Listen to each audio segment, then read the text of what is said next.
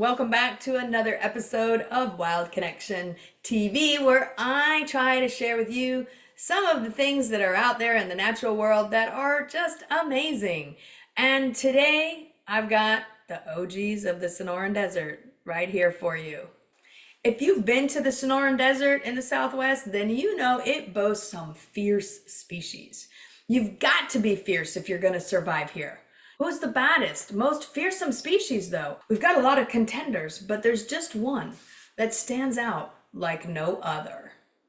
In this video, I whittled down a list until we get to the most authentic, most talented, and unexpected OG in this part of town.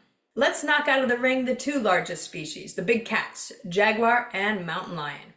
Now, you don't want to accidentally run up to or into one of these because there's a pretty good chance you won't live to tell the tale. These two have to work hard for their meals, and mountain lions scavenge a good portion of the time, which means they steal their food from others. So they're definitely a badass, not to be messed with, but they're not the OG.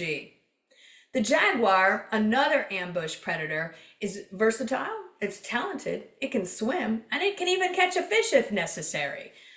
But it's definitely not the OG. The bobcat, let's face it. It can't compete with the other two, but I don't want to snub them completely. Their main talent is being pretty chill and walking around like they could care less.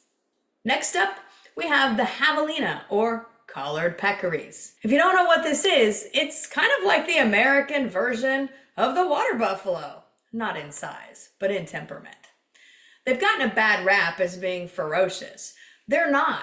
Imagine if you can smell something, but you can't really see it, and things are always trying to eat you. You'd probably hit first and ask questions later, especially if you felt like something snuck up on you. They're mostly vegetarian, eating cacti, especially prickly pear. They also eat the beans of mesquite trees, other fruits, and the occasional insect like a grasshopper. Still, don't approach them, and definitely don't get between them and a young one. You will live, but you'll regret it. From the air, we've got the great horned owl, and they are ferocious, no doubt. I always wonder if they look so mad because evolution dealt them a pretty raw deal with having to cough up all those bones. Excellent eyesight, stealthy flying, and the twisty thing they can do with their head had to have a price though, right? And sure, leaving a trail of decapitated bunnies around definitely makes you a gangster, but even they are out of here. What about the reptiles? The Sonoran Desert has two contestants, the rattlesnake and the Gila monster.